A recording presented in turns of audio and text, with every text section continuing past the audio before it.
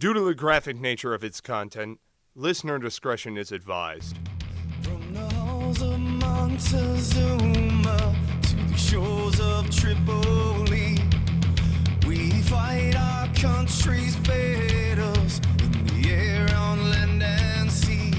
First to fight for... On this episode of Cigars and Sea Stories, Mike and Juslin sit down with fellow Marine Oskar Ojeda.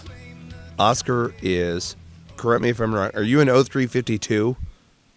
Yes, sir. Yes, I knew it. Nailed it. Bam. Pulled that out of the memory. No prep sheet in front of me. I'm a shitbag, America. Fantastic. 0352, doing kick-ass fucking things.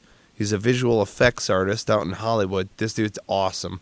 Wait until we get into this shit. You people have seen the movies that he has worked on. I guarantee it. And that is cool. It is. Unsung heroes. Not to mention actual hero and all-around badass just because he carries the title. There it is. Oskar Ojeda. That's Oskar. Oskar Ojeda. What's going on, man? Are you drinking booze right now? Fuck yeah, trying to get fucking lit right now, man. Yes! Excellent. Yes. Chilling in the Cigars and Sea Stories lounge. All right, Yeah. so give a little backstory. I met Oskar in 223 Weapons Company. I had been there for maybe, 2 months, and then I think you showed up. Nah, negative. No? Actually, your first drill was my first drill. That's right. Yep. Well, wait a minute. Let's back up here. All right. Let's back up here. Let's start from the goddamn beginning. When did you step under the yellow footprints? Oh, man. I stepped into Yellow Footprints October of 2011, I believe. Yeah. October 2011. October 17, 2011. There we go. Ain't that some shit? Jesus. Sorry. Jesus, man. I got a lump in my throat. All right. So, October 2011. My goodness. You wound up going in. Was your first unit straight out the gate 223? Yeah. I went straight to 223, man. It was an eye opener. I didn't think it was gonna be like that. I thought it was gonna be a little bit different. But it's been growing pains with 223. It's getting better in some parts, and in other parts, it's like, what's going on, you know? I hear that. That's the core for you, man. You just gotta adjust and overcome. Exactly. Well, right on. So what do you do now? This is fantastic. Okay, so what I do now is I am a lead visual effects artist. And what that means to you folks out there is that I make all the effects that come into the studio. And so the producer will shoot all this stuff on green screen, and then he'll come to me. He's like, I need an explosion going on right behind this person, or I need like 50 foot waves in the background, or I need this person's head to disappear or blow up, or I need a monster walking down the street, whatever. I'm the guy that does it. I'm the guy that figures it out and knows how to do it. That's fucking awesome. So it's a cool job. It's stressful, but I love it. I don't know what else I would be doing besides being a Marine and being this. These are like my goals in life, and I'm literally living my dream. It sounds kind of corny, you know, but it's I don't know what else I would be doing. Sounds fucking epic. That's glorious, dude. It's what it's about, god damn it. Fucking shooting shit in the weekend. Right. So, I don't know, man. I love it, man. It's God has blessed me with a talent, and he's allowed me to fulfill it, and I can't ask for more, man. I can't ask for more. All right, I got to ask you though. Because I saw it on your teaser reel. Did you make the big-ass metal dude in Thor? You saw that? Yeah. Fuck well, yes, I didn't saw that. That was badass. So, yeah, we worked on... That guy took a while, man. That guy took about 6 months to develop. He was a bitch to make. But so it was a team of people. Right, it was a team of people that was working on that whole scene from front to back. Right, so it took 40 artists 6 months to do that. Holy shit. God damn. 6 months, 40 artists, and we worked literally 7 days a week, and it was around the clock just for that one guy. That is an impressive amount of work. But you see the results when you watch these films. Especially that scene. That was one of my favorite scenes in that film, was that guy just running around decimating things with his face. I just loved it. Hell yes. The thing with the slats that move back and then like with the beam that came out and like, here's some fucking beam for you. And he's like chopping buildings in half. That was cool, man. Do you have any interaction with the audio guys at all? Because they seem to get the noises right on with the animations. Like, do you guys collaborate at all? No, actually sound is done at the end. So we never really hear the movie, and I get it in sections. So when I see the story, it doesn't make any sense to me. So I'll see clips, and I still don't know what the movie's about, even though I'm making these clips. So it's really weird. The audio guys are the last guys to pretty much touch this, and then color correction, and that kind of goes hand in hand. But I never hear the movie. I never hear the dialogue. All I get is something called plates, and these plates are just still frame images that are in sequence.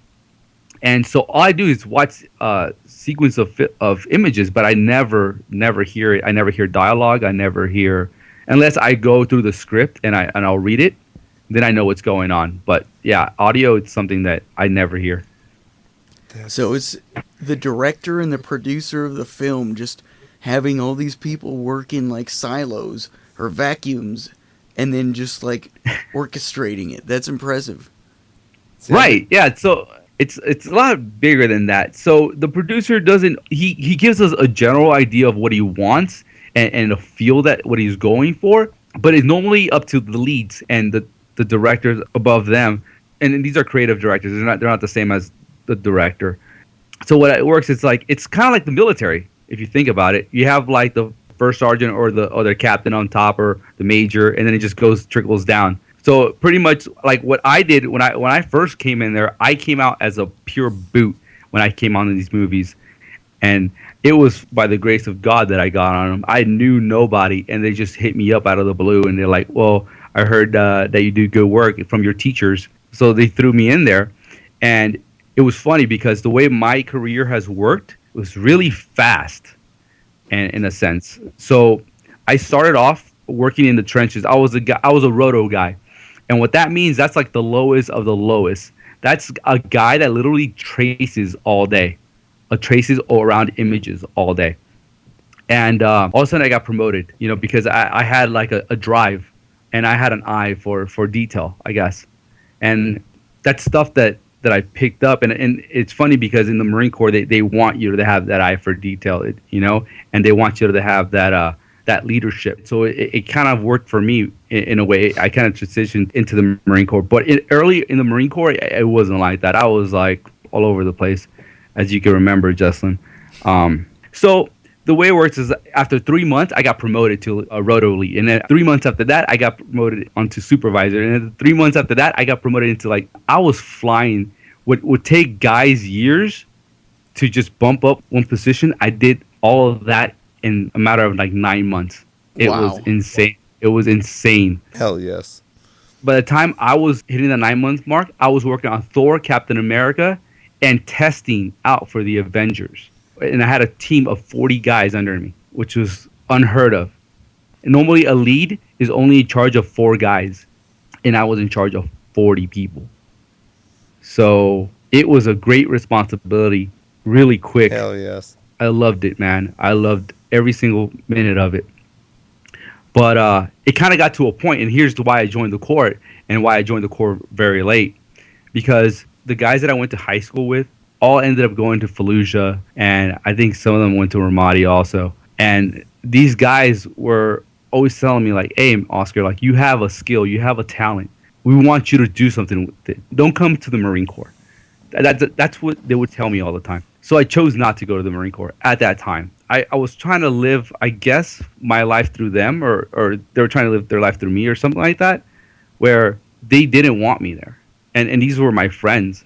So I didn't. I went to college, graduated, but I still had that bug. I still wanted to serve.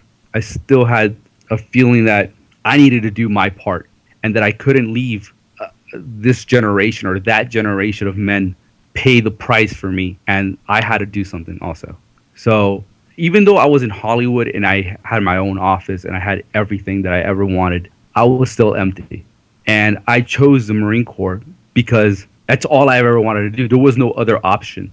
Navy, Air Force, Army, but Marine Corps was just it. There was no other branch. I didn't even bother looking at another branch. And they took me at my old age. By the time, keep in mind, guys, I was 26. In the civilian world, 26 isn't really old. But in the Marine Corps, that's considered pretty old, I guess. Yeah, I was 21 when I went in. I thought I was old. We gotta get Haskell on. He was my driver. The guy was teaching English when I was going into the Marine Corps. So this dude could have been my English teacher in high school, and then was one of our boots when we got back from Ramadi, and it was like, the fuck are you doing here, bro?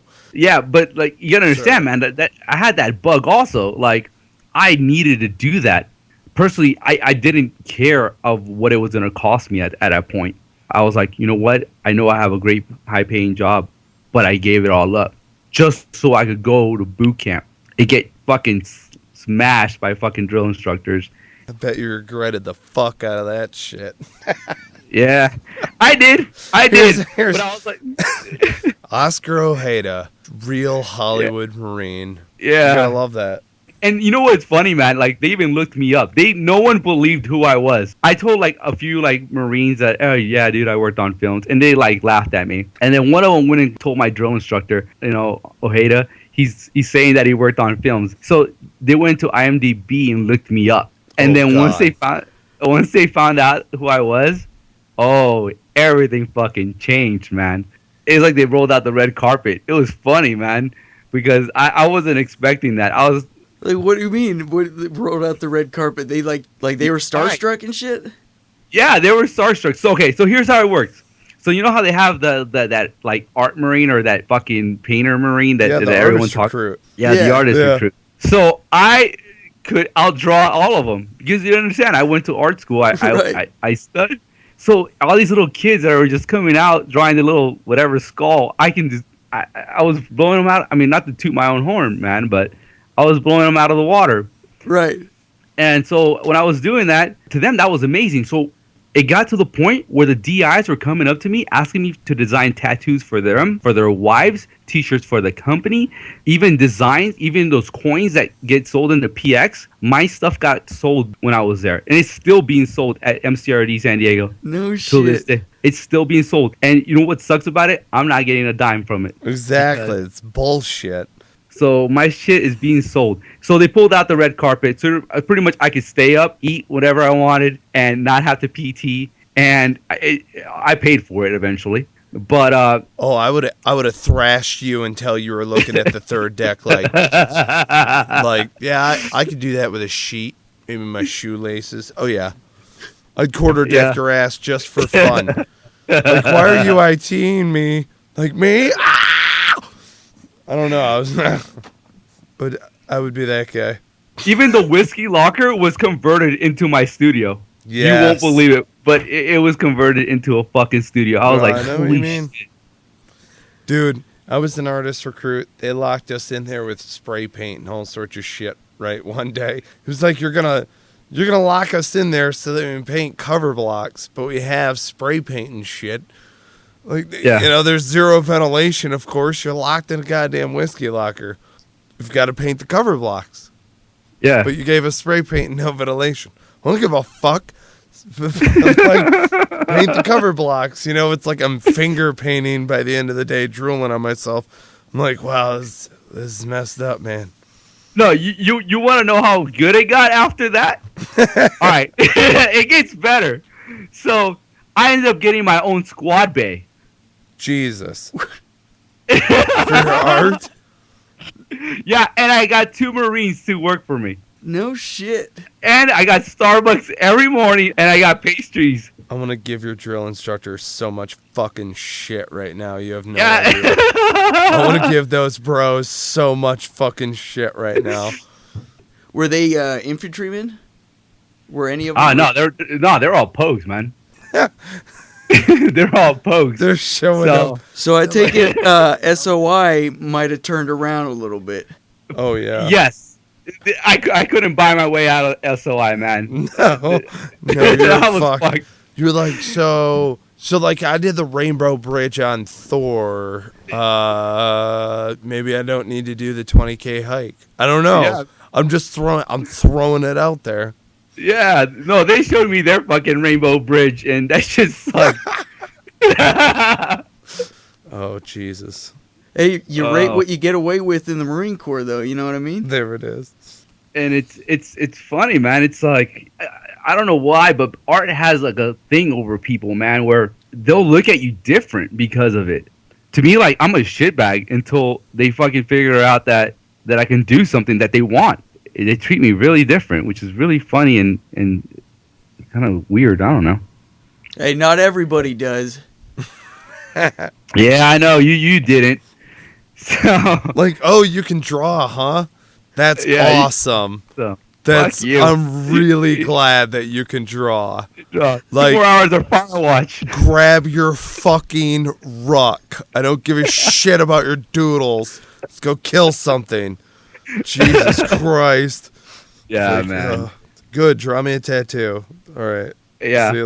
See you later. No, it was funny too because I remember a conversation I had with my wife where I had come back from drill after you told me what you do for a living. I was like, all right, that's cool. Uh-huh. And then I was talking to her about it. I was looking you up and shit. She loves all of the superhero movies and all the, especially Thor Tomorrow. because of Chris Hemsworth or Liam Hemsworth, whichever dude that is. Yeah. Which is like, great, the guy has to be like 280 pounds. That man Thanks, is babe. wearing a cape and a cod piece for a living, and you want to fight him. He's doing that. He's right now Hey, like one yeah, of the laying two on- played a Marine in that Red Dawn movie, the new one. The Oh really God, yes, super well made one. yes. Oh Jesus, That was embarrassing. that was Anyways. embarrassing. All right, so people view art as like reaching into the ether and just like grabbing a concept. That to me is the most impressive part of a motion picture, of a new like movie, a cinematic adventure, if you will. If I'm gonna pay good fucking money to go to the movie theater, it better be visually stunning. In Like, fact, I'm that's more important than Right. the actors. Yeah, fuck no yeah. offense to our actor friends that we just had on here, because most of the time you're looking for actors you don't know, because the ones that you do know, unless they're really good, they break that illusion of reality. Because Yeah. you've seen them so many fucking times, it's like, okay, well, there's his character or whatever. But then the visual effects and how that's portrayed becomes far more important. I tell you what, I can sum it up like this.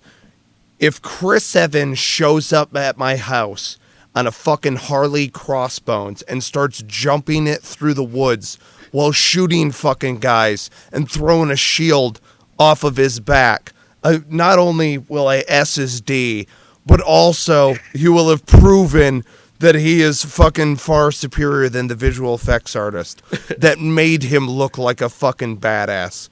You know what I mean? Like, that's what it boils down to. That's like raw, sheer talent. That's why I think that it's fucking cool. You know, and making yourself cry on screen for money is cool too. Hey, so Ojeda, What's up? you got any Easter eggs you put into anything? Nah. Nothing? No, not that I can remember off the top of my head right now. So no, like, Disney artists, like, priest boners from, like, Little Mermaid and shit, you know what I mean? No, the thing is with visual effects, man, it's like so many people touch this shot that it gets worked so many times that whatever you put into it probably won't appear at the end. And it goes through a lot of dailies. So what dailies are, it's like we all meet with the directors in this big movie theater, and he'll just comb through every shot frame by frame, and Nice. he'll look. So it's hard to do that now with visual effects. With animation films, maybe, but with large films like that, nah, it's really hard. Now, have you ever, like, fucked with a director at all? Like, with the dailies? Like, have something completely opposite play, like just at the beginning or something? There's got to be some mischief in there somewhere that you've gotten into. There's mischief during work with those guys, since they're investing so much money.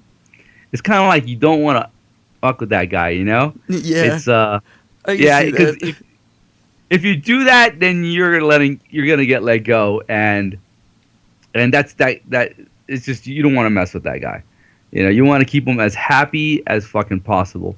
Yeah, it's sadly, but it's just fucking business. Oh, but I have a story of shit that happens in the studio, if you want to hear it. Absolutely. Yes, let's do this. I mean, I don't know how PC this thing is, and It doesn't matter. There is no PC.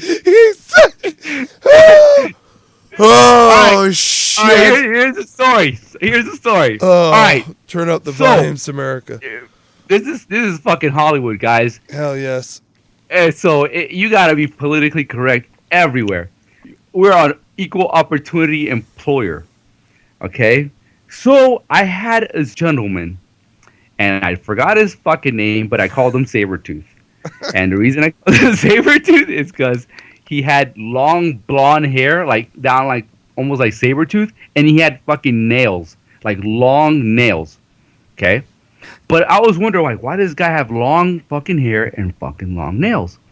So one day, I'm sitting at my desk, and he walks right across, and he's wearing drag. He's literally in drag. He's fucking wearing fake titties and a fucking skirt and heels and everything.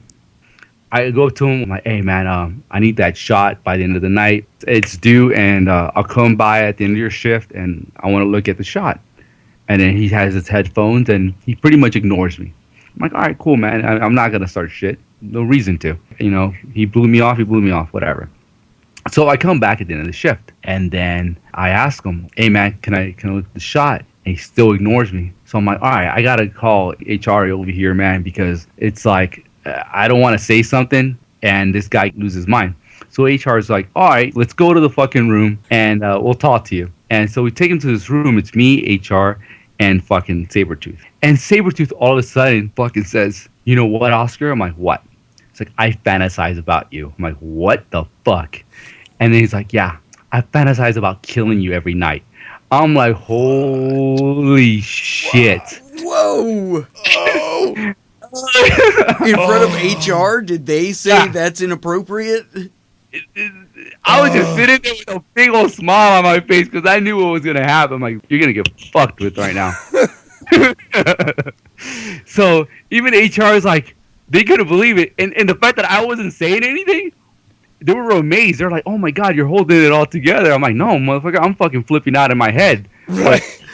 But I gotta be the bigger man about this. See, I totally thought this dude wanted to, like, take you to Pound Town. He was just like, ugh. I want like hairy leg on hairy leg, slamming sack, Pound Town. But no, he wants to kill you. Yeah. Fuck. So he fantasizes about this shit. Then he starts fucking getting all red and breaking down and throwing chairs all over the fucking room. Jesus. I'm like, holy shit, man. Fucking Hollywood. That was weird. and that was a Tuesday. Yeah, that was on a Tuesday. Right. I got Yeah. I got Yeah. Fuck it. So it was so bad that they even got security for me. Like, they hired a guy to fucking just sit outside my office and make sure this guy didn't kill me. Even, oh, you man. you don't walk in dressed like a woman and start throwing shit around. Keep your job. Unless you are a woman. And I mean, don't get me your wrong. job is to throw shit. Right. Right. I mean, unless you're a midget tossing female. Yeah. Yeah, female man. midget tosser. I don't know why midget tossing popped into my head. Folk tossing. The preferred Yeah. nomenclature is not Chinaman. Sorry, I just had to go there. All right, so you man. got anything up in the works that you are in the process Sure. or no? Yeah, we are working. I don't want to say what we're working on, but it has to do with the company Ubisoft. And Oh shit! yeah, Tell me more. For you guys that don't know what Ubisoft is, Oh, I do. Google it. Is it to be released next year? It's a few of them are gonna get released in a few months, and a few are gonna get released next year. Huh. So, but you guys will figure. Sabretooth is like in drag J-O-N, fantasizing about like Gaddafi in you right now. Just like, I'm gonna stab him till he dies. Ugh. Wish I didn't have these long nails. It's in the way of J-O-N while I fantasize about killing Oskar Ojeda. Yeah. Cigars and So Sea that's Stories, people. what prompted going into the Marine Corps. Is just, hey, I need about 200,000 buddies to have my back at any given time in case Sabretooth comes out of the woodwork. Oh my god. Just in man. case. You were like, you know what? I need some fucking backup. I need to disappear for a little while, get some fucking backup. San Diego, nice place. Secure. Fuck yeah. I mean, I'm just saying, it's close to the airport in case shit goes down. Witness protection program. Holy shit. Maybe is that what it is? We just figured it out. Dun, dun, dun. Yeah. My god. Is there any crying? We're company men, America. Is there any cry games? Cry games? Oh my god. Games with cry. We're trying to get Close video cries. game insights. It's sad how much I What love games video have games. you worked on in the past? I knew that you had worked on other games, but what games have you worked on in the past? Most of the games that I worked on have been app games, mostly for iOS and Android. Some of them have been for Ubisoft. Yeah, mostly just Ubisoft. That's who our biggest client is at the moment right now. Mostly the Assassin's Creed games. We've been the ones that worked on it, and but most of the stuff that I worked on, majority is film. Yeah. I worked on Titanic, the 3D version, converting that movie into 3D. I don't know if you guys remember when it came out a few years ago into 3D, the remake of it. Probably not. You know, I had marked it on my calendar, but just forgot to go. Okay, right. Whatever. Yeah, I Yeah. really wanted to see Kate Winslet's tits in 3D. Hey, you saw That's the a only little- reason you watch that That's- movie, man. How was that scene? Yeah. Did you get? I mean, was that a better scene looking at it in 3D? We're like, we gotta make this Over and eye-catching. over, like the same nipple for like 6 months. I was Okay, looking at here's the okay. necklace, dude. You were checking out her tits. That's weird. There's some bush in there too. A little bit of bush action. Hello. Just a little bit. So, like, my first movie that I worked on, like, the whole way through was, you guys remember Jackass 3D? Yeah. Okay. Okay, yeah, so- yeah. So, for 2 weeks, I worked on this shot called the Pucano. I don't know if you remember that. Was that It's, was that where he was in a bungee poo thing? No, that's where he makes I don't know if it was a desk anymore. I forgot what it was, but it was a board, and he makes a hole and he sticks his butt through it, and then he shits out a fucking Pucano. Yeah. And Yeah, you that got to shit- make that into 3D. No, I had to literally go frame by frame and make that shit into 3D because it Wow. wasn't shot in 3D. So wait a minute. Johnny Knoxville's butthole? Is that who we're Yeah. talking about right now? Yeah, exactly. So you I are stared at it for 2 weeks. intimately familiar. You know Johnny Knoxville's butthole better than Johnny Knoxville does. You were like, I got spat. Johnny. that is not something I ever expected to say to a junior Marine of mine. Is that you know Johnny Knoxville's butthole better than Johnny Knoxville does? God. What an odd statement. That is going to be the title of this episode. Is Johnny Fuck it. Knoxville's butthole. Jesus Christ. I worked on some embarrassing stuff, man, and That's you gotta do what you gotta do. it was all about paying my dues, you know? Hey man, Peter North was a fluffer at one point in time. We all know it. Yeah. And then I worked on the Green Hornet. I worked on that, and I worked on Avatar: The Last Airbender, and what else? Avatar: The actual movie. Oh yeah, okay, yeah. Yeah, The Marines fighting in space and shit. Yeah, do you remember when that shot where they have that they're looking for that stone and that guy is in that one room and like he's playing putty golf in that little room and then he has a 3D projector of the world? Yeah, well, if you guys do remember, like that's what I did.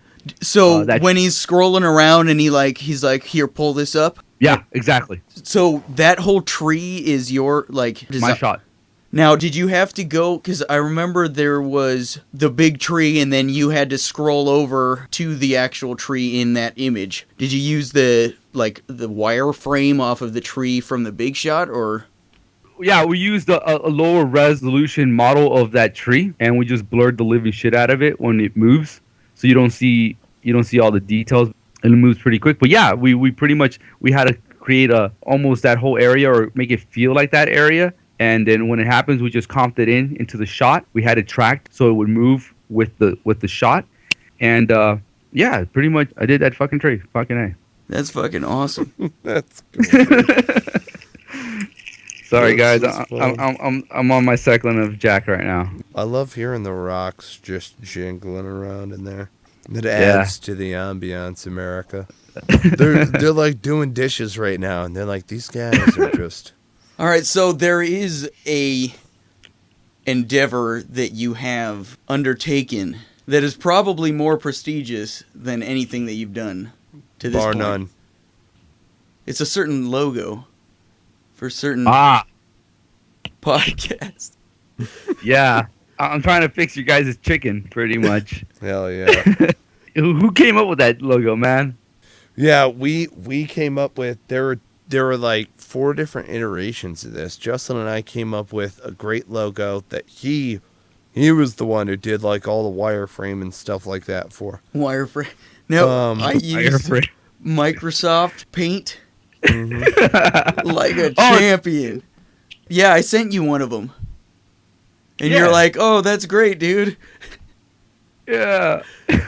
You know what, man? Honestly, I mean, I don't know. I like Justin's logo. It wasn't all there, but he had the right idea. Which one? The one you sent me originally. I don't know. Where it was chevron and then some cigars on it? Yeah. That was a lot better. Yeah, that's what we had at first, and then our other 2 teammates had Jagos. We loves talking shit when you're not here. Yeah, and Bennett said he was going to be on tonight, so super. But they were both saying against, and look at that, the graphic artist agrees with me. Go figure. No, I honestly think it was better, even though you did it in paint, and it looked a lot better, and the composition was a lot better. This one, it doesn't look terrifying. It doesn't look menacing. I don't feel personally like it represents you guys. So that's why I'm redesigning that son of a bitch. And you guys will see it in a few days. That's going to be awesome. We certainly do appreciate that. You know, I mean, it's served us well. It carries our brand. It carries at least a little imagery that we had come up with. So, I mean, it's work in progress, much like our podcast itself. If you listen to our early episodes, I'm sure even myself going back and listening to my edits are probably awful. And then to now, when I fancy myself a professional, and in 2 years, I'm going to look back and look at my shit and be like, I can't believe I did that. Well, that's what I'm kind of trying to portray when I'm thinking about you guys in this logo, man. I'm trying to make you guys look that part, you know, to when you guys are showing off your podcast or whatever on your website. I want you guys to feel like, hey man, these guys are serious. These guys aren't just some guys in their fucking garage doing this shit, you know. It is a basement. We do have a portion of it sectioned off that is actually a recording studio. It is actually a big-ass area. We actually have a legit studio down here. I'm just talking shit, but we are in a basement, which is funny. You mentioned it like that. Hey, man, it's what they think. It's not what they know. Oh, dude, so, I'm totally cool with that. I want America to know that I'm recording this in my basement right now. I'm in my fucking PJs. I'm at work right now. God damn it! You can have this as well, America. We actually have SOPs for podcasting in case anyone needs them. Hell yes, we do. We got 5-paragraph orders and SOPs and ROEs and TTPs. Yeah, and that's Wow. actually when we are fortunate enough to be able to do so, we'll go to different events or different areas that our adjacent units are going at. And we try to get them as much exposure as possible, try to connect them with other people that we know in order to further their causes. So that's, our brand imaging is going to be huge. So, I always try to say it this way. I want to just be a giant mirror and reflect it onto the people that come on the show so that those people get as much exposure as possible so that we could get veterans. I don't know if you know this statistic, but after World War II, 49% of veterans became entrepreneurs and started doing business and living lives that they wanted to live. Now it's like 6%. And it just goes to show the difference in mentality. But you can do something great with your life. You can do what you want, with your life. It's just a matter of doing it. Not everyone's going to get that perfect career right away, but certainly everybody can do something that they fully enjoy, that they are fully engaged in, and that they will be able to satisfy all their needs with. Especially given the freedom that is in the art of entrepreneurship, in my opinion. But anyways. No, I agree with you, man. Like, that's one thing that I like about just talking to my own. I call you guys my own, you know? Yeah. Because I feel like I'm in Hollywood half the time, man, but I feel alone half the time. I'll be honest. Like, I can't shoot the shit, and everything I say has to be within some guideline because someone could take offense. And I feel very constricted. And like here, I get to talk to you guys. So I like when my own overcome and push beyond whatever everyone thinks that we are. Because a lot of people think that, you know what, like honestly, for a while, I'll be honest with you guys, I had to deny the Marine Corps in Hollywood. And and what I mean by that is that when I came back out of from the Marine Corps, I would have to erase that part that I'm in the Marine out of my resume because nobody would give me a job. Damn. Because I was a Marine. And it was the hardest time in my life because I felt that this country turned their backs on us. No shit. And it hurt, man. And I had to deny it, and I'm not proud of it. So what ended up changing that you're now able to? I mean, is it a different political climate in Hollywood? Is it just different people that you've come to work with, or? Yeah, they've came to learn how Marines are, and they've came to learn how we're go-getters and what we say is going to happen, and we will try our best to accomplish whatever we set our mind to. Hell yeah. And that's what they've came to learn. They're like, oh shit, man, these guys are different. They're not the same. You know, other guys will fucking fall off to the wayside, and these guys are still going. And that's what I try to portray. Like, I feel like I have to hold up that for the rest of the guys, that will come after me. And so next time they see that Marine, they're like, you know what? This is a guy that has PTSD. Because that's the first thing that comes to their mind, honestly. Yeah. And this guy is different, And these Marines aren't, afraid to get their hands dirty. They're not afraid to take risk, It's different. And I'm trying to set that tone, in my studio I am. That we're a different breed of men. It sucks that I've had to do some of that stuff.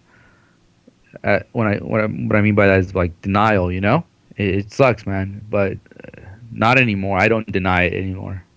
Like, I am proud to be a Marine. I am proud to be part of this brotherhood.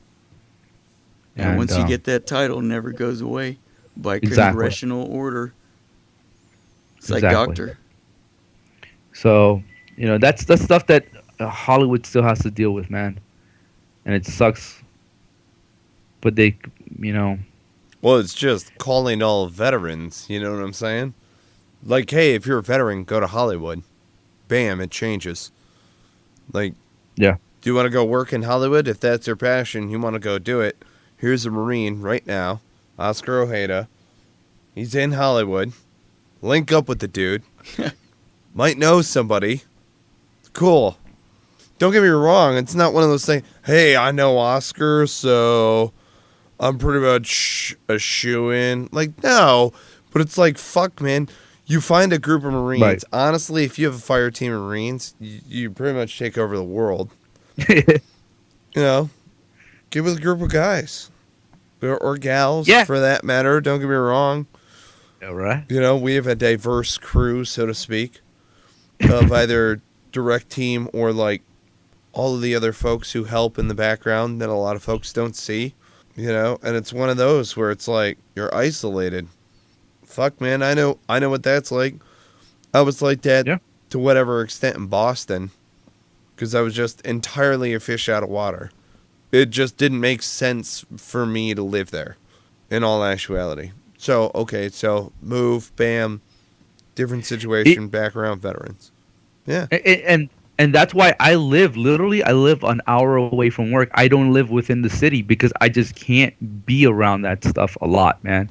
I like my, small town living kind of thing. I love being around patriots, I love being around people that see things the way I do. And even though I see things the way I do, it doesn't mean that I can't survive in their world, and in that industry. You can obviously see that I can overcome and prevail. But at the end of the day, man, like, I like that small home kind of feeling, that small town kind of feeling. Hell yeah. And that's me. That's the way I was raised, and that's the way I like. And I'm not going to deny who I am anymore. And I'm proud to be a Marine, and I'm proud to have brothers like you guys. And I become ecstatic and proud when I see you guys become more than what the core, is. Like, you guys go, like, especially when now that Juslin is doing this whole radio thing, I'm like really proud. I'm like, I would have never thought in a million years this man would have been on the radio. It's just amazing, and I'm really proud of you guys on that side, man. So gnarly. Thank you, brother. It's one of those things where I had found myself in a place where I could not function anymore living a meaningless life. And it's not so much that podcasting is what my life's goal is. It's that I had to do something for myself. This reflects exactly what I want to do at this juncture. So, I just jumped in my Jeep and drove across the country one day. He reached deep down into that wasteful pit of a sack that he calls a scrotum. Grabbed hold of his balls, climbed into his Jeep, drove out to North Carolina. Hooking, jabbing, slicing, stabbing, yut, kill. Yes. He drove from Colorado to North Carolina and wound up in West Virginia. No, it wasn't West Virginia. It was just Virginia. I had to go around something. Anyways. I had to go around the Appalachian Mountains. It was a long-ass drive. For a fucking second. I was coming across. It was like 2 a.m. And I was like, you know what? I haven't seen Monticello. I should do that. Immediately.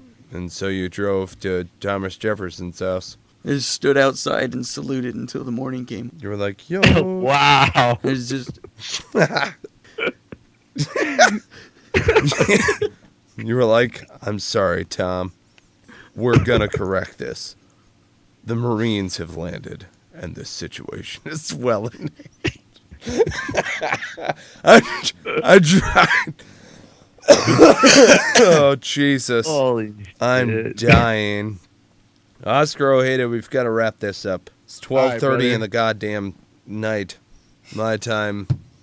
I gotta go to bed. Hey, man, you want to plug your personal website real quick so people can go see what you're doing updates-wise? Yeah. You guys could look me up on Facebook for Oskar Ojeda, and that's OSKAR OJEDA. And then on my website, you guys could just type in or just Google Oskar Ojeda VFX, and you guys could see my stuff on there, man. It's been a pleasure hanging out with you guys, talking to you guys. I loved it. It actually went better than what I thought it was. You thought it was just going to be us going like, I don't know.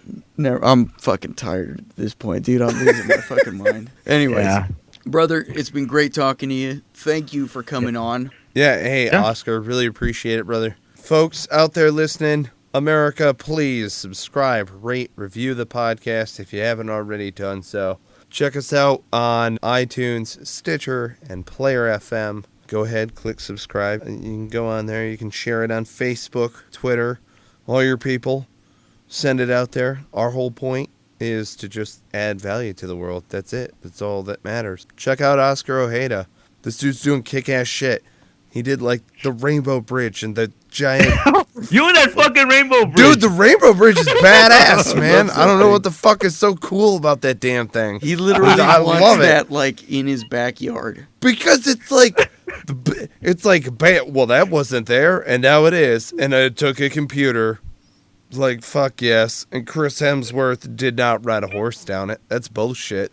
My man Ojeda fucking visually effectified that motherfucker.